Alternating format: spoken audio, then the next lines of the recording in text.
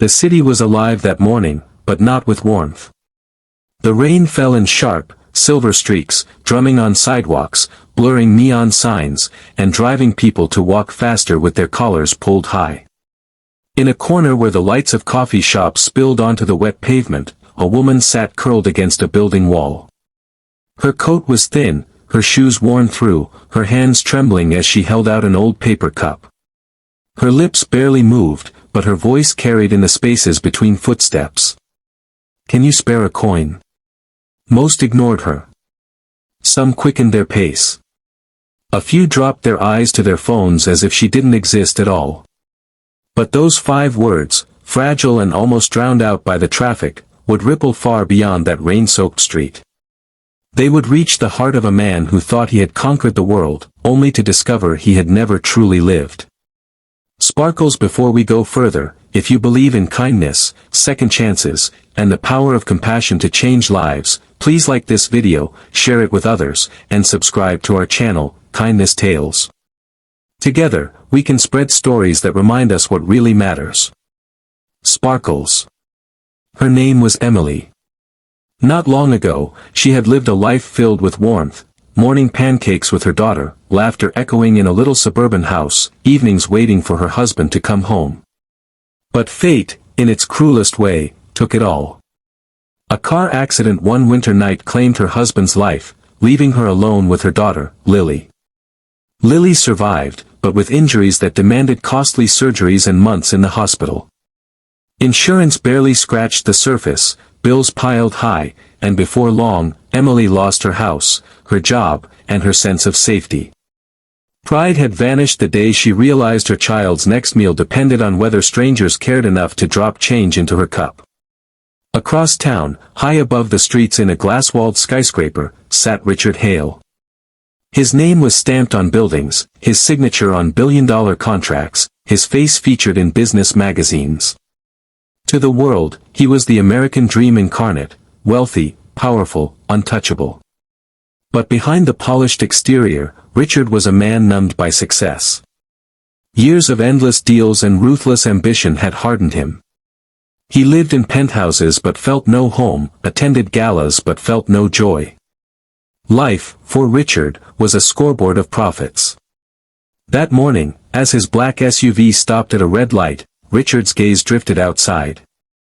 He saw Emily, soaked, shivering, whispering her plea into a world that had tuned her out.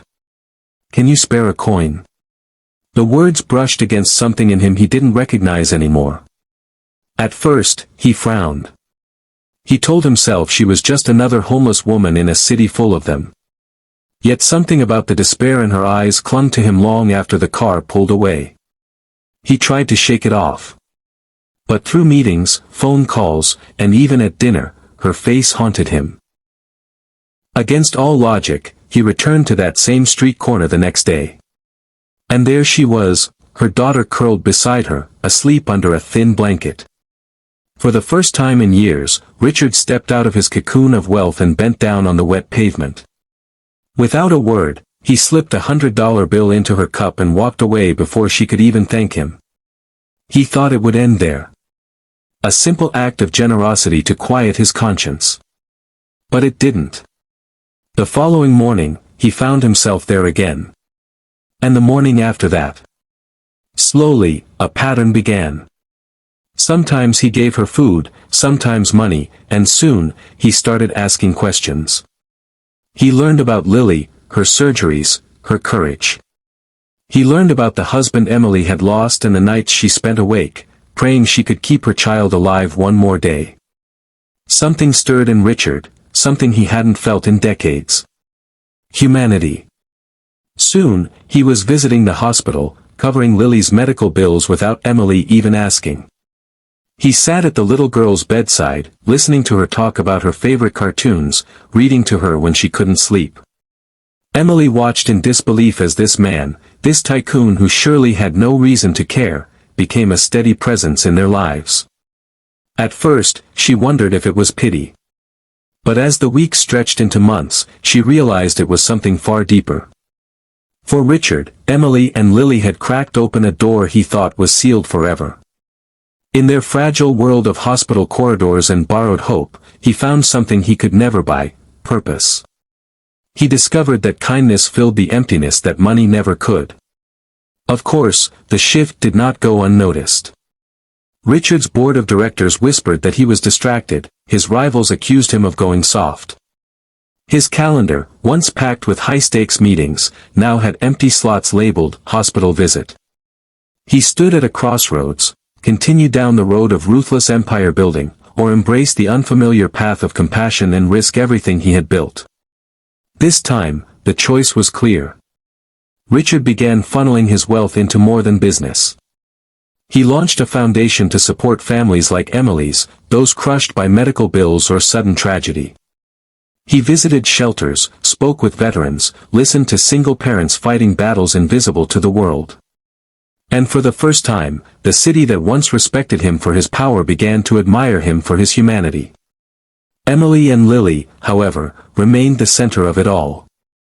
Lily's condition improved, thanks to the surgeries Richard quietly funded. The day she walked out of the hospital, holding her mother's hand, was the day Richard realized he had found more fulfillment in one child's laughter than in 1,000 successful deals. But the moment that stayed with him forever came one evening as the three of them stood in a small park, the sun setting behind them. Emily turned to him, her eyes filled with tears, and said, "The first day you helped me, I thought it was just pity. Just a coin tossed at someone who didn't matter. But Richard, you didn't just give us money. You gave Lily her life back. You gave me hope. And somewhere along the way, you gave yourself back your heart." Her words sank deep. He realized then that his life had been an empire built on sand, and only now, through a single act of compassion, had he found something that could never crumble. Sparkles, if this story has touched your heart, please like this video, share it with your friends, and subscribe to Kindness Tales. Stories like these remind us that one act of kindness can ripple through lives in ways we cannot imagine. Your engagement helps us spread more light in this world. Sparkles. And before we end, I have a special request for you. Take a moment to comment below. What does kindness mean to you? Is it giving? Listening? Forgiving? Or simply noticing someone the rest of the world ignores? Your words could inspire another person to act with compassion today. Richard Hale remained a wealthy man, yes, but his true legacy was not in skyscrapers or bank accounts.